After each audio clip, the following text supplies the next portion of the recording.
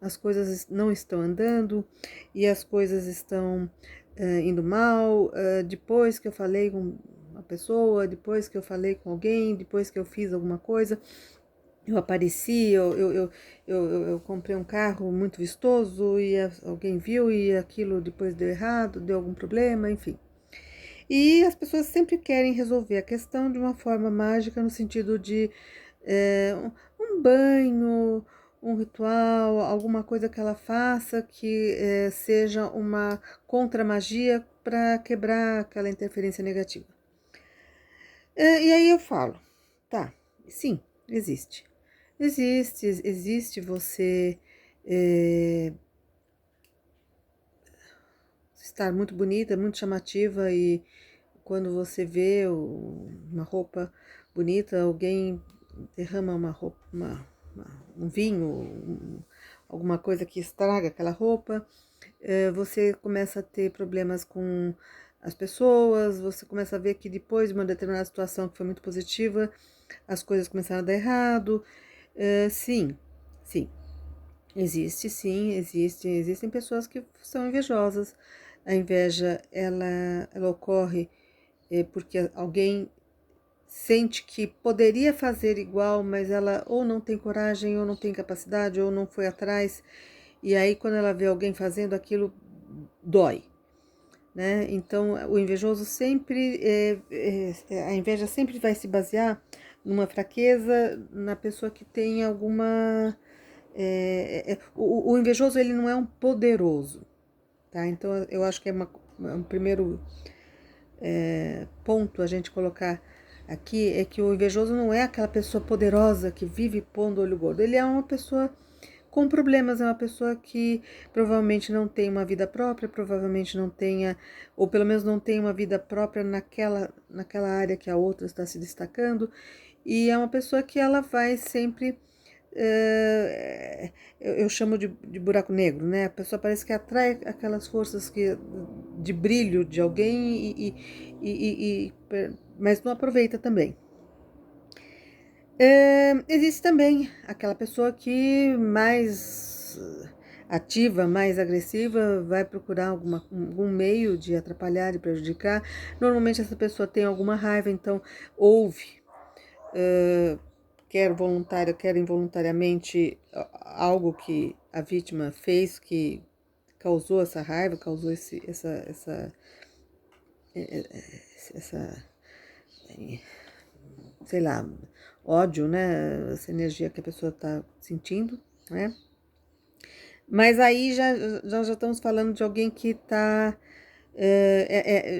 mais disposto, porque assim, a raiva, o ódio, eles lidam com um aspecto do ser humano que são as suas energias de defesa, tá? Então, embora às vezes desencadeado por um medo, às vezes desencadeado por uma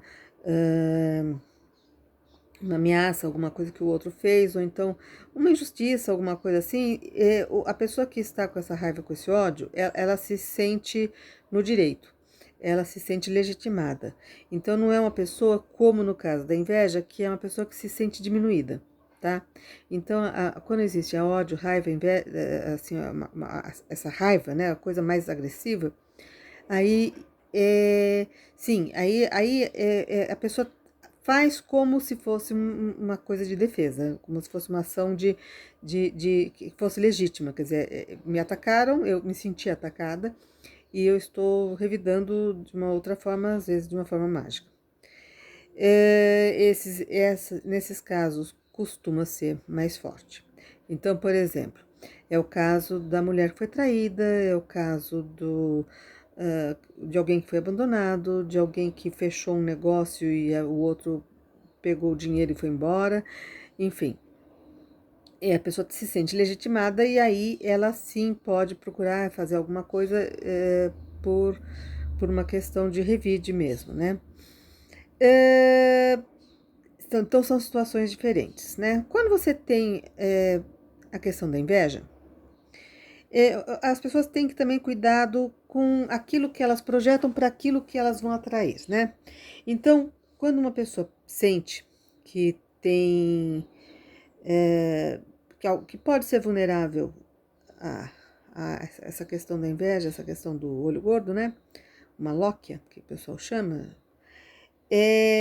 ela tem que parar de pedir validação das coisas, né?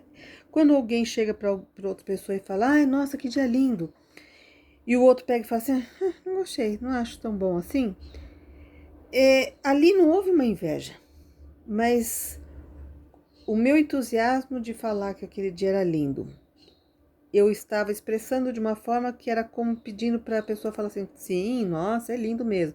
E quando não há validação, aquela minha energia toda foi e murchou, tá? Então, quando a gente pega e fala assim, melhor não falar, não contar as coisas que você está tendo, que sejam positivas, que sejam boas, não é só pela questão da inveja, é que também existe do nosso lado, do lado da quem está falando, a ideia de pedir uma validação. E a outra pessoa simplesmente pode não estar concordando, ou simplesmente aquele dia acordou com o cão danado e não está com vontade de achar bonito o dia. E falou, e aí murchou. E então, assim, existe também esse lado, né? Quer dizer, a gente pedindo a validação, ou a gente contando com aquela glória, aquela vitória, como sendo uma forma de se sobrepor para as outras pessoas. E quando as outras pessoas não admitem, né? Quer dizer, você faz um show achando que está linda de morrer, está roupa, tudo, e a pessoa fala assim, ninguém aplaudiu, ninguém fez nada, tudo. Você murcha, a ideia sua desaba, porque você está contando com o apoio das pessoas. Então, primeira coisa, é importante você ter mais segurança das coisas que são suas, né? Quando a gente tem alguma coisa, quando a gente conquista alguma coisa, é uma conquista nossa, às vezes nem sempre os outros vão achar aquilo relevante. Ninguém precisa achar, né? As pessoas não precisam validar. Alguns vão validar, outros não, mas você tem que estar neutro, tipo, não, tanto faz. Validou, não validou, tá, eu continuo gostando. A questão quando existe uma inveja que às vezes a pessoa não falou nada, mas você sentiu no olhar que aquilo pegou e aquilo calou fundo naquela pessoa, aquela pessoa não aguentou aquela situação, aquela sua vitória, e depois daquilo as coisas começaram a dar errado. Tá, existe também. Nesse caso, também é a ideia de você, se não precisar se expor, parar de se expor, mas você começa a ter uma coisa de ter posse das coisas que você conquista, tá? Quando você tá... é um trabalho que a gente não vai ter condições de abordar só num vídeo, né? Mas essa posse, tem gente que tem um carrão, tem gente que tem assim, e não acontece nada, porque, sei lá, vamos supor, a Madonna, ela não aparece nos lugares falando assim, gente, tem gente por olho gordo no meu carro. Não aparece. Por quê? Porque a pessoa trata aquilo como normal. Isso é a questão do normal. É normal eu ter um Rolls Royce. É normal eu ter uma Ferrari. Ferrari. Quando você chega assim, olha que eu tenho, e a pessoa faz assim, é onde pega. Você não pode pôr o seu valor nas coisas que você conquista. As coisas, elas podem acabar mesmo. Existe um ciclo nas coisas que o carro pode bater, uma roupa pode rasgar. Tirar a importância das coisas, e por mais que você goste de tê-las, mas assim, se você conquistou de uma vez, você vai conquistar na outra vez, tá? Tirar essa importância, é muito importante. E as defesas, né? As defesas. Existem níveis de ataques e níveis de defesa, né? A defesa é você estar centrada em si, a defesa é você não contar com esse apoio, tá? Agora, e se o ataque for da outra maneira? Quer dizer, existe um teor de raiva, um teor de ódio, a pessoa se sente legitimada porque ela se sente mesmo que você não tenha feito nada consciente, aquilo que você fez a atingiu, ela se sentiu, sei lá, humilhada, diminuída, enfim. E ela se sente legitimada. Quando tem esse ódio ele lida com aquelas capacidades que nós temos, que é de defesa.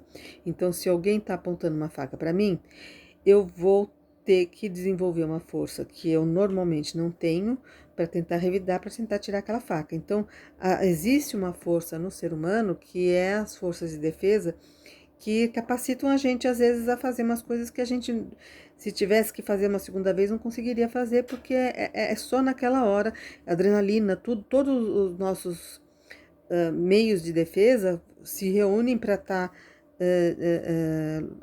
enfrentando aquela situação. Se para alguém alguma coisa que a gente fez atingiu nesse nível, né, de ativar essas forças de defesa, ela vai ser muito forte, tá? E aí sim, aí a gente tem que começar a pensar em outras formas, umas formas mais mágicas de cortar e de devolver ou de neutralizar. As pessoas que têm uma visão mais espiritualista, às vezes elas têm aquela ideia assim, vou mandar luz, vou mandar perdão, vou mandar coisa. Quando o outro também não é tão visceral, às vezes isso pode funcionar. Quer dizer, de repente aquela pessoa é até uma pessoa iluminada, mas estava naquele dia que não acordou com a pá virada e aí teve aquele excesso de ódio, mas que, enfim, um pouquinho de clareza mental, se você mandar um pouco de luz, aquela clareza mental vai fazer aquela pessoa tomar mais domínio de si e agir de uma outra forma. Mas se a pessoa está com muito ódio, você mandar luz, mandar força, você está dando força, tá? Então não é sempre a melhor opção. A ideia do perdão pode ser interessante também quando você tem uma força religiosa envolvendo as duas pessoas, né? Quando não, às vezes não pega. E aí a gente tem que pensar na proteção e na defesa, né? A proteção, ela sempre é um reforço. Não adianta a gente fazer nada.